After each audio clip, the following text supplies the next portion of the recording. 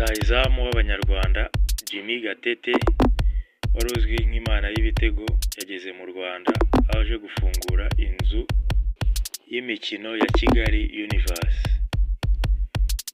Kuri uyu munsi yaje kugaragara muri Kigali Arena cyangwa BK Arena, aho yari yitabiriye umukino wa basketball wahuzaga Reg Basketball Club na UGB, aho uyu mukino wa basket waje kurangira Reg Basketball Club itsinze UGB amanota 87 kuri 86.